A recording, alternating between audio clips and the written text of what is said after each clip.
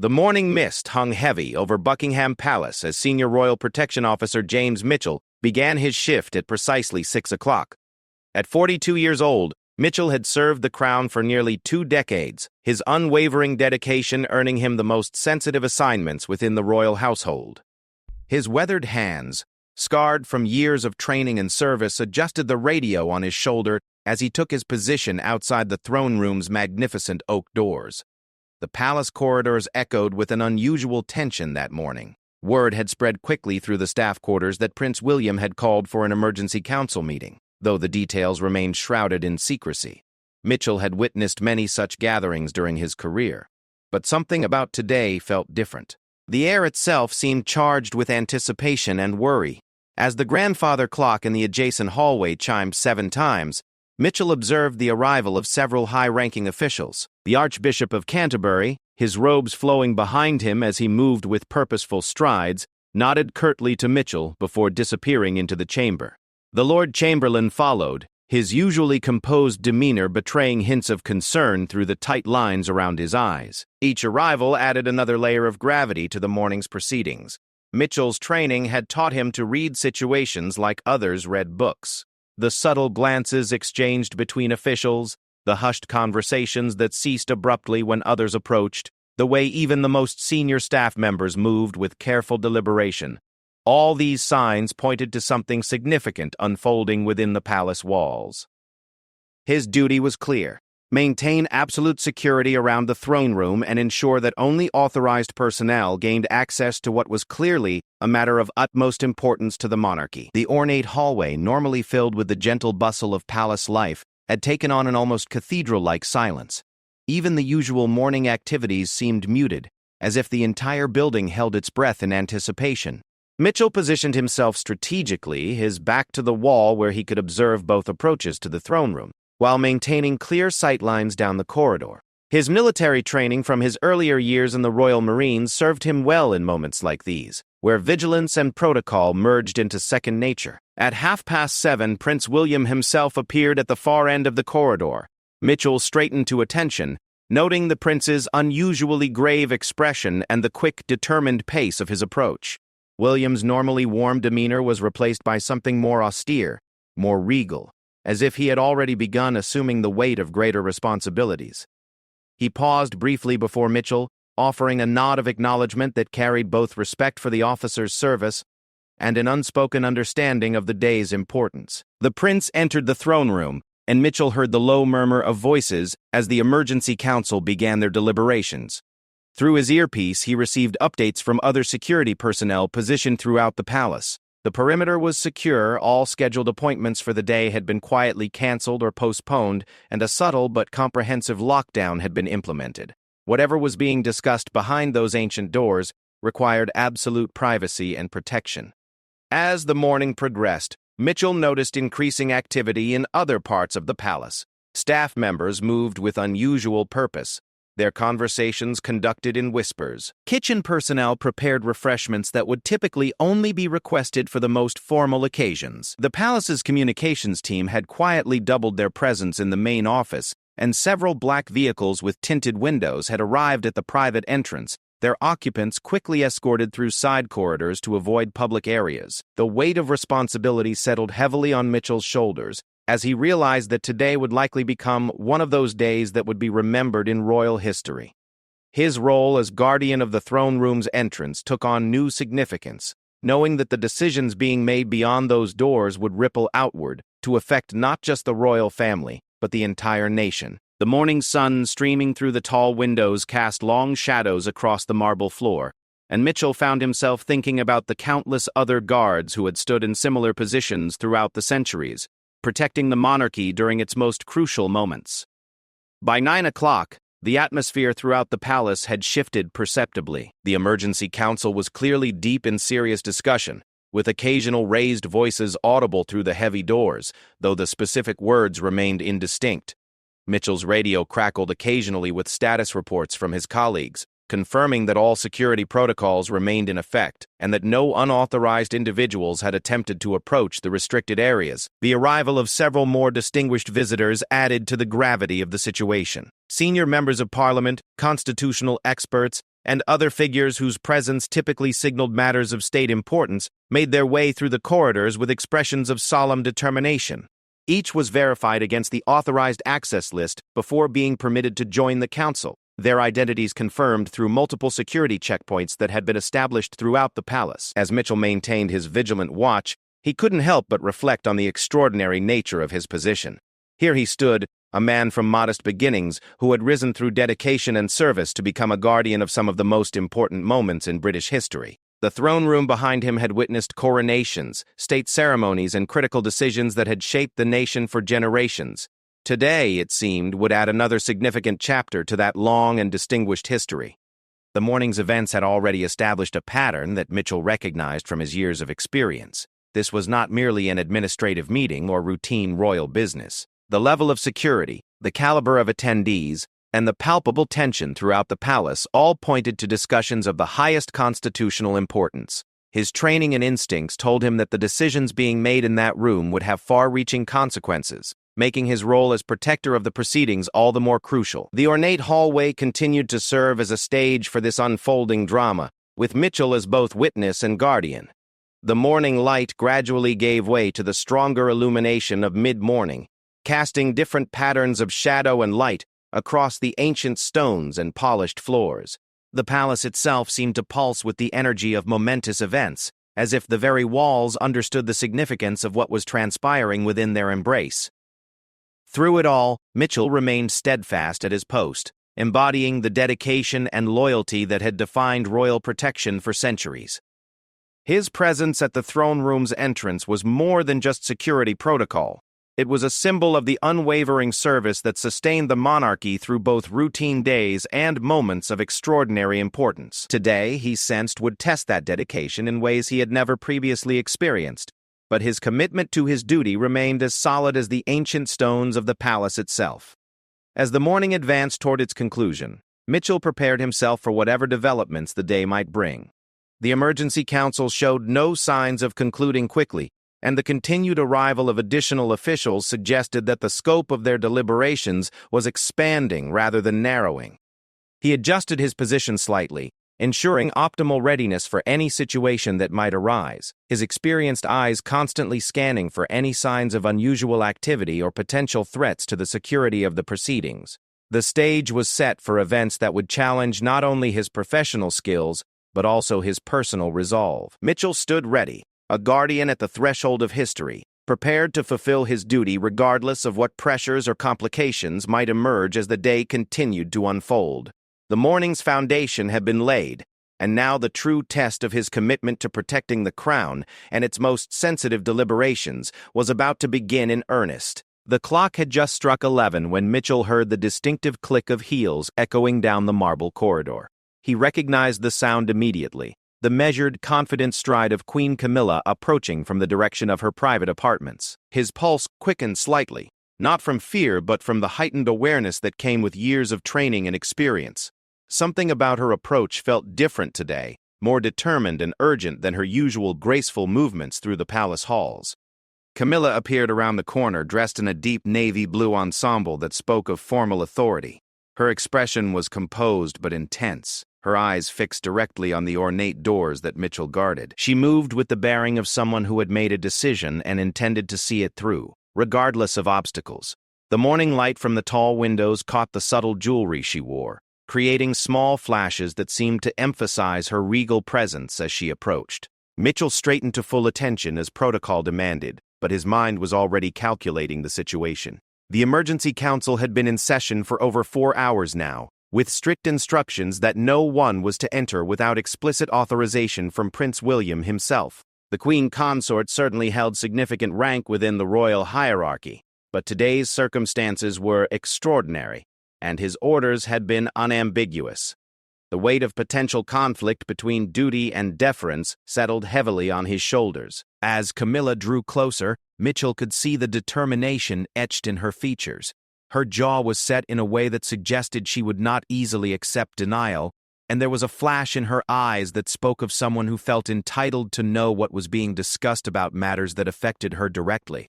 The palace corridors seemed to grow quieter around them, as if even the building itself recognized the approaching confrontation between established authority and protective duty. She stopped directly in front of him, close enough that he could catch the faint scent of her preferred perfume and see the subtle lines of concern around her eyes. When she spoke, her voice carried the full weight of her position, modulated with the kind of authority that expected immediate compliance.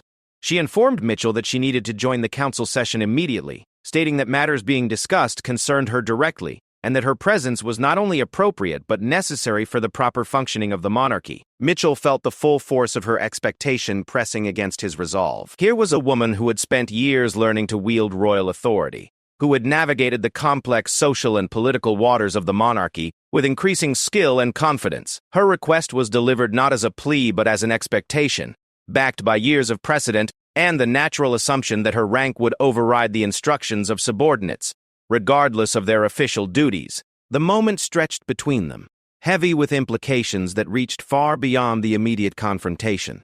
Mitchell understood that his response would define not just this encounter but potentially his entire future within the Royal Protection Service. The easy path would be to step aside, to defer to her rank and allow the political consequences to fall where they might. But his training and his oath of service demanded something different, something that required him to place duty above personal comfort or career considerations. With respectful but unwavering firmness, Mitchell explained that his instructions from Prince William had been explicit and non-negotiable.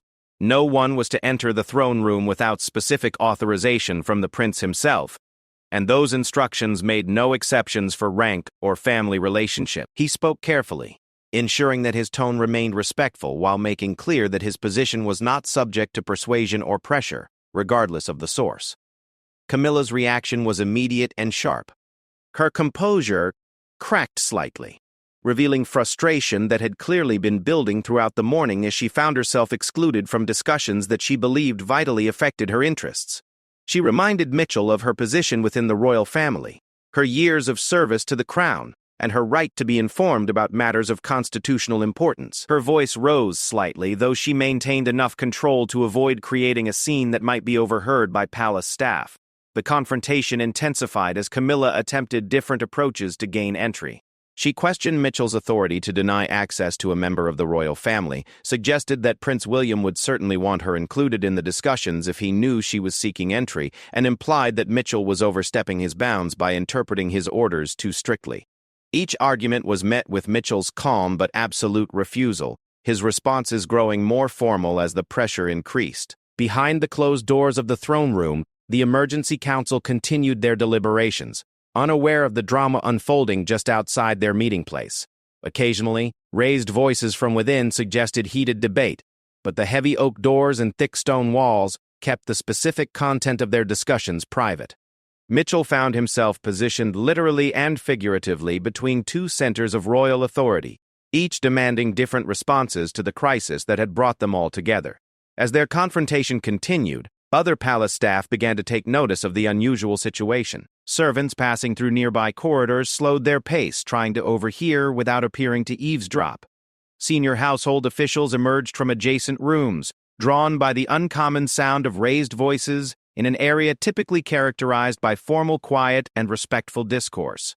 The tension was becoming a spectacle, exactly the kind of public display that royal protocol was designed to prevent. Camilla's frustration reached a peak when she realized that Mitchell's resolve was unshakable through conventional pressure. She attempted to physically move past him, testing whether he would dare to use actual restraint against a member of the royal family. Mitchell's response was swift and professional. He positioned himself more directly in front of the doors without making physical contact, his body language making clear that further attempts to pass would require her to force the issue in ways that would be undignified and potentially scandalous. The standoff crystallized into something that transcended their individual positions and personalities. It became a test of competing principles within the monarchy itself, the traditional hierarchy that placed family members in positions of assumed authority versus the modern professional standards that demanded strict adherence to security protocols regardless of personal relationships. Mitchell found himself defending not just his immediate orders but the entire concept of professional duty as a counterweight to hereditary privilege. Word of the confrontation began to spread through the palace's informal communication networks. Kitchen staff whispered about raised voices in the corridor. Housekeeping personnel shared glances that conveyed awareness of unusual tension, and security teams throughout the building received quiet updates about the developing situation. The palace, normally a model of discretion and controlled information flow, buzzed with the kind of subdued excitement that accompanied unprecedented events. As the minutes passed, the weight of the situation pressed down on both participants. For Camilla, exclusion from the emergency council represented not just personal frustration, but a potential threat to her influence and position within the royal family's power structure. For Mitchell, maintaining his position required him to defy someone whose displeasure could effectively end his career, while yielding would constitute a fundamental betrayal of his sworn duty and professional integrity. The corridor around them had become a stage for a drama that neither had anticipated when the day began. The morning sun, now higher in the sky, cast different shadows through the tall windows, illuminating dust motes that danced in the air between them like tiny witnesses to their confrontation. The ornate surroundings, paintings of royal ancestors, elaborate furnishings, and symbols of centuries of monarchical authority, seemed to watch over their conflict with the weight of tradition and precedent. Mitchell's radio crackled occasionally with routine security updates, serving as reminders that life continued throughout the rest of the palace even as this critical confrontation played out. His colleagues remained unaware of the specific nature of his challenge, though his prolonged silence on the communication channel would eventually draw attention from the Security Coordination Center. The isolation of his position became increasingly apparent as he realized that resolution would have to come from his own resources and determination. The emergency council behind the doors showed no signs of concluding their session, leaving Mitchell to wonder how long he could maintain his position against mounting pressure. Camilla's determination appeared equally unwavering, suggesting that this confrontation would continue until one of them found a way to break the deadlock or external circumstances forced a resolution. The morning's events had set the stage for what was becoming a defining moment not just for both of them personally, but for the relationship between traditional royal prerogatives and modern professional standards within the monarchy. The tension in the corridor had reached a breaking point when additional footsteps echoed from both directions, signaling that their confrontation was about to become a much more public affair. Mitchell's heart rate increased as he recognized the approaching figures, senior household officials who had clearly been alerted to the unusual situation unfolding outside the throne room. The private secretary to the Prince of Wales appeared first, his usually composed expression showing signs of alarm at finding the Queen Consort in obvious dispute with a security officer. Camilla turned toward the approaching officials with visible relief, clearly expecting that their arrival would resolve the situation in her favor. She immediately began explaining her position to the private secretary, emphasizing her right to participate in discussions that affected the monarchy's future and questioning the appropriateness of a security officer blocking access to a member of the royal family. Her voice carried the authority of someone accustomed to having her concerns addressed promptly and sympathetically by palace staff. The private secretary found himself in an extraordinarily delicate position, caught between respecting the Queen Consort's undeniable rank within the royal hierarchy and acknowledging the explicit nature of Prince William's security instructions.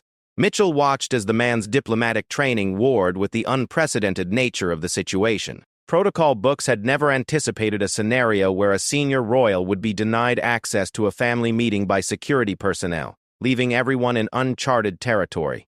Mitchell took the opportunity to clearly restate his position to the assembled group, ensuring that all parties understood the explicit nature of his instructions and the non-negotiable terms under which he was operating.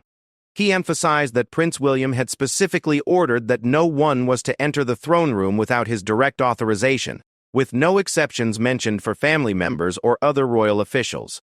His voice remained steady and professional, despite the obvious discomfort of having to maintain his position before an increasingly senior audience. The Lord Chamberlain arrived next, drawn by reports of the unusual disturbance in what should have been one of the palace's most secure and controlled areas. His presence added another layer of complexity to the situation. As someone whose authority typically superseded that of individual security officers, but who also understood the critical importance of maintaining established security protocols during sensitive royal proceedings. The corridor was becoming crowded with officials, each bringing their own interpretation of proper protocol and appropriate response. As the group of senior officials discussed the situation in hushed but intense tones, Mitchell became aware of additional observers gathering at respectful distances throughout the corridor. Palace staff who had legitimate business in the area found reasons to linger, while others were drawn by curiosity about the unprecedented scene. The situation was rapidly evolving from a private confrontation into a public spectacle that threatened to undermine the dignity and discretion that the royal family prized above almost all other considerations. The emergency council session continued behind the closed doors, with occasional sounds suggesting that their deliberations remained intense and far from concluded. Mitchell wondered if Prince William was aware of the situation developing outside, or if the soundproofing that protected the council's privacy was also preventing them from realizing that their security arrangements were being challenged. The isolation of his position became more acute as he realized that the very protocols designed to protect the meeting were also preventing him from seeking guidance from the person who had given him his orders. Camilla's frustration reached new heights as the discussion among officials failed to produce the immediate resolution she had expected. She pointed out that every minute of delay was keeping her from participating in discussions that might fundamentally alter her role and position within the monarchy. Her argument carried emotional weight. Here was someone who had spent years establishing her place within the royal family, only to find herself excluded from what appeared to be one of the most important family conferences in recent memory. The private secretary attempted to find a diplomatic solution by suggesting that he could interrupt the council session to seek clarification from Prince William about whether an exception should be made for the Queen Consort. Mitchell immediately objected to this proposal, explaining that his instructions had been specific about not disturbing the meeting under any circumstances, and that creating interruptions for access requests would undermine the entire security framework that had been established for the emergency session. The debate among the officials grew more heated as different interpretations of protocol and precedents came into conflict. Some argued that common sense should prevail over rigid adherence to security instructions, especially when dealing with a member of the royal family whose exclusion seemed contrary to natural family dynamics. Others maintained that security protocols existed precisely to prevent such judgment calls from compromising sensitive proceedings, regardless of who might be seeking access. Mitchell found himself defending not just his immediate actions, but the entire concept of professional security standards within the royal household. He explained that allowing exceptions based on personal relationships or assumptions about what participants might want would create dangerous precedents that could compromise future security operations. His argument resonated with those officials who understood the broader implications of maintaining consistent professional standards, even in unprecedented situations. The corridor had become an impromptu conference room as the discussion continued, with officials forming small groups to debate different aspects of the situation. Some focused on constitutional questions about the Queen Consort's role and rights within royal family decisions. Others concentrated on practical considerations about security protocols and the precedents that would be established by whatever resolution was reached. The complexity of the situation seemed to expand rather than simplify, as more viewpoints were introduced. As time passed, the pressure on Mitchell intensified from multiple directions. Senior officials who had initially supported his position began to waver as they considered the potential consequences of continuing to deny access to someone of Camilla's rank and influence.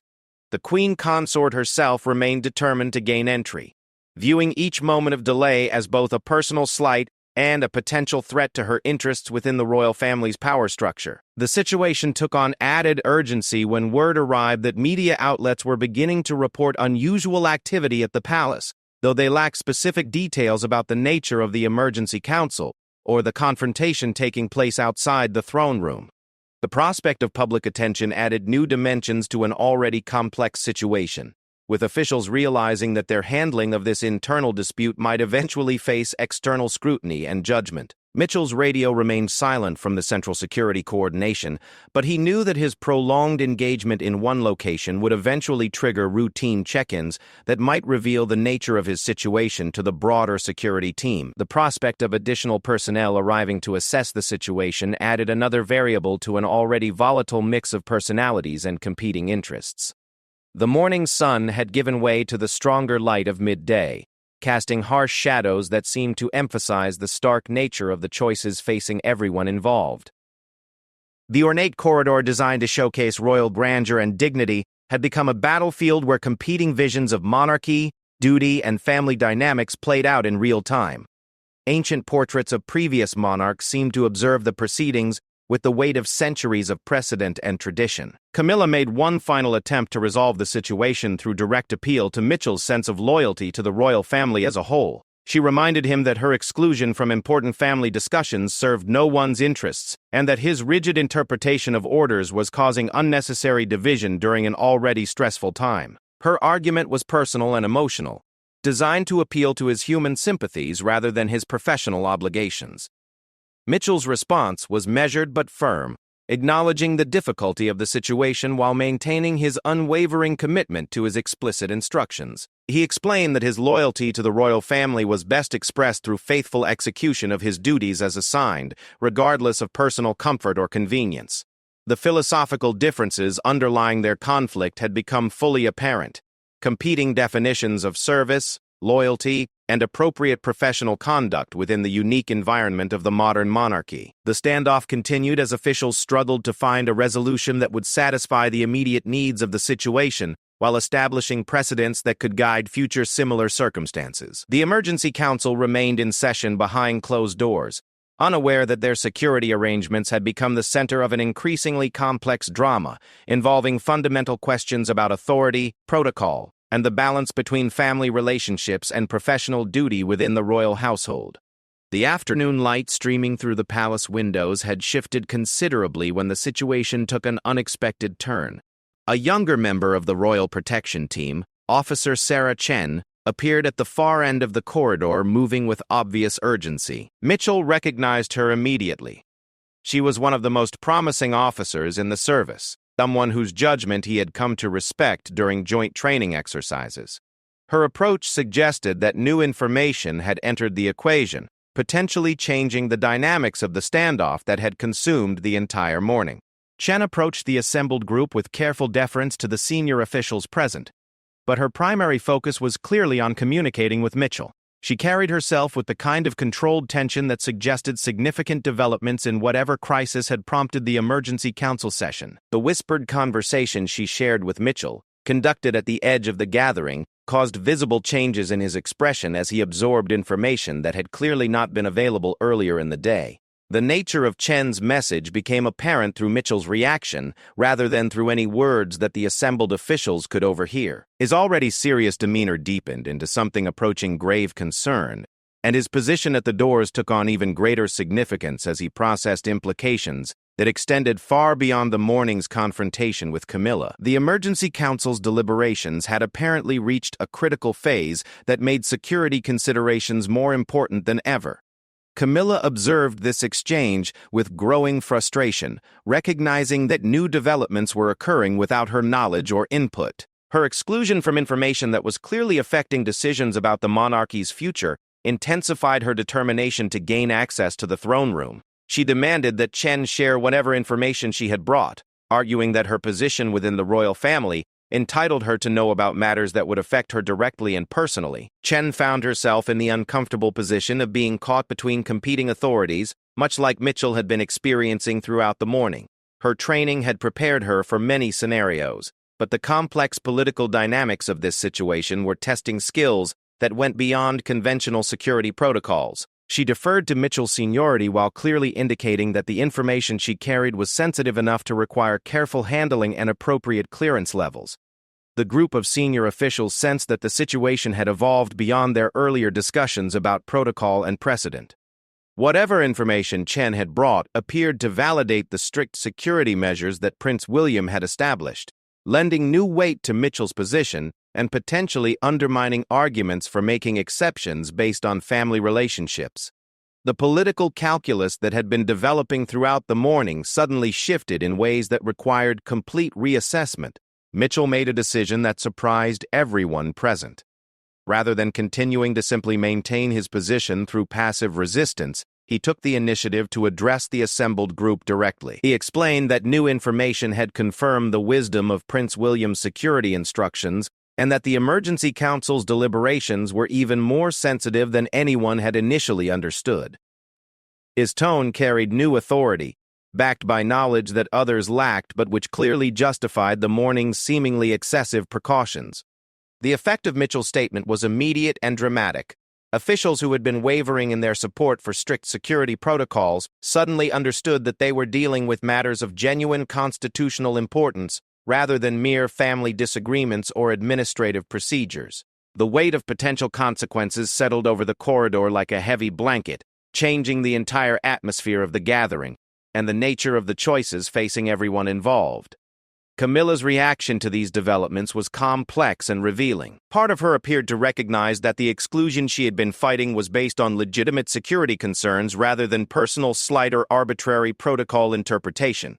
However, another part of her seemed to become even more determined to gain access, viewing the revelation of the crisis's seriousness as proof that her participation was essential rather than merely desirable. The private secretary took advantage of the changed atmosphere to attempt a final diplomatic resolution. He proposed that Mitchell seek specific guidance from Prince William about whether the Queen Consort should be briefed on current developments, even if she could not participate directly in the council session. This suggestion represented a compromise that might satisfy Camilla's need for information while maintaining the security framework that had been established for the emergency proceedings. Mitchell considered this proposal carefully, weighing the potential benefits against the risks of creating any interruption to the council session. Chen's presence provided him with a communication channel that had not been available earlier, offering a way to seek guidance without directly violating his instructions about maintaining the security perimeter. The suggestion represented the kind of creative problem-solving that might resolve the standoff without forcing anyone to completely abandon their position. However, before any such consultation could be arranged, the doors to the throne room opened unexpectedly. Prince William emerged, his expression immediately revealing that the council session had reached some kind of resolution or significant milestone. His appearance caught everyone by surprise, transforming the corridor gathering from a debate about access into a direct encounter between all the principal parties involved in the morning's drama. William's first reaction was clearly one of surprise at finding such a large group assembled outside the meeting room, followed quickly by recognition of the tension that had obviously been building throughout the day. His eyes moved from Mitchell's rigid posture to Camilla's frustrated expression, to the cluster of officials who had been drawn into the dispute. The complexity of the situation was immediately apparent to him, even without detailed explanation of how events had unfolded. Camilla seized the opportunity to present her case directly to William, explaining her frustration at being excluded from discussions that she believed affected her vital interests. Her argument was passionate and personal, emphasizing her commitment to the monarchy and her right to be informed about matters of constitutional importance. She had clearly been preparing this appeal throughout the morning, and she delivered it with all the authority and emotional weight she could muster. William's response was measured and diplomatic, acknowledging Camilla's concerns while also recognizing the difficult position in which Mitchell had been placed. He thanked his security officer for faithfully executing his instructions under challenging circumstances, making clear that Mitchell's actions had been appropriate and professional throughout the confrontation. This endorsement provided vindication for the morning's difficult choices, though it did not immediately resolve the underlying tensions. The prince then addressed the broader group, explaining that the emergency council had indeed been dealing with matters of the highest sensitivity and that the security measures had been necessary and appropriate. However, he also indicated that the most critical phase of their deliberations had been completed, opening the possibility that information could now be shared more broadly within the royal family and among senior officials. This development represented a face-saving resolution for all parties involved. Camilla's exclusion from the most sensitive discussions was validated as necessary, while her concerns about being kept uninformed about important matters were addressed through the promise of appropriate briefing.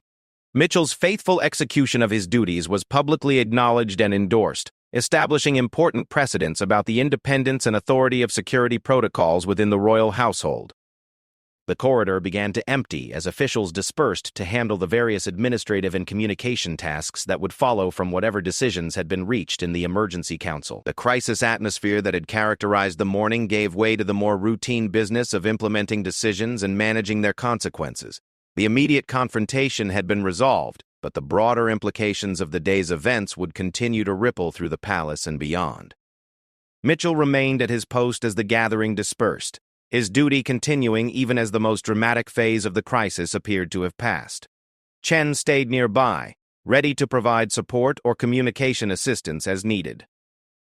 The afternoon light continued to shift through the tall windows, marking the passage of time and the transition from crisis management to the longer-term work of dealing with whatever challenges had prompted the emergency council session. The morning's confrontation had tested everyone involved, revealing both strengths and tensions within the royal household's complex web of relationships, protocols, and competing loyalties. Mitchell's stand had been vindicated, but the broader questions about authority, family dynamics, and professional duty that had been raised would require ongoing attention and resolution as the monarchy continued to navigate the challenges of maintaining traditional institutions within a modern democratic society. The late afternoon sun cast long shadows across Buckingham Palace as the immediate crisis began to transition into a period of reflection and consequence management. Mitchell remained at his post outside the now quiet throne room, though the intense pressure and confrontation of the morning had given way to a different kind of tension, the awareness that the day's events would have lasting implications for his career, for palace security protocols, and for the delicate relationships that held the royal household together. Prince William had spent the better part of an hour in private consultation with Camilla, briefing her on the matters that had been discussed in the emergency council, while carefully managing the sensitive information that still required restricted access. Their conversation had been conducted in a nearby private study, allowing for the kind of candid family discussion that the formal throne room environment would not have supported. Mitchell could observe their body language as they occasionally passed by the corridor windows, noting the gradual softening of tensions as understanding replaced frustration. The broader palace staff had begun to return to more normal routines, though the undercurrent of awareness about the morning's unprecedented events continued to influence conversations and interactions throughout the building. Senior household officials were engaged in careful discussions about how to document and learn from the confrontation, recognizing that future situations might require clearer protocols about the balance between family access and security requirements during sensitive royal proceedings. Chen had been assigned to work with Mitchell on preparing a detailed report about the morning's events, a task that required careful attention to both the security aspects and the diplomatic implications of what had occurred. Their collaboration provided an opportunity to analyze the decision-making process that had led to the confrontation, identifying both the strengths and potential weaknesses in current security protocols that had been revealed under pressure. As they worked together on documenting the sequence of events, Mitchell found himself reflecting on the broader significance of his actions. His refusal to yield to Camilla's pressure had established an important precedent about the independence and authority of security personnel when executing explicit instructions from senior royals. However, it had also highlighted the need for better communication and coordination protocols that could prevent similar confrontations from arising in future sensitive situations. The Emergency Council had concluded with decisions that would indeed have significant implications for the monarchy, though the specific details remained closely guarded within a small circle of senior officials and royal family members. What had become clear was that the morning's security measures had been appropriate and necessary, validating the judgment that had led Prince William to establish such strict access controls for the session. Camilla's eventual understanding and acceptance of the morning's security arrangements had come only after she received the briefing that explained the true nature and scope of the crisis being addressed. Her initial frustration had been based on incomplete information and assumptions about the routine nature of royal family meetings. The revelation of the session's actual importance had reframed her exclusion from reasonable security precaution rather than personal slight or arbitrary protocol enforcement. The private secretary had begun working on revisions to palace security guidelines that would provide clearer direction for similar situations in the future. The morning's events had revealed gaps in existing protocols that had never anticipated scenarios where senior royals might be denied access to family meetings for legitimate security reasons. Creating formal procedures for such circumstances would help prevent future confrontations while maintaining the flexibility needed for crisis management. Mitchell's actions were being reviewed not as disciplinary measures but as case studies for training future royal protection officers. His ability to maintain professional standards under intense personal and political pressure had demonstrated the kind of character and judgment that the service required from its senior personnel. The confrontation with Camilla would become part of the institutional memory about how to handle competing authorities and complex loyalty conflicts within the royal household. The media attention that had begun developing during the day had been carefully managed through established palace communication protocols. Official statements had acknowledged that an emergency consultation had taken place, while providing no details about its nature or participants.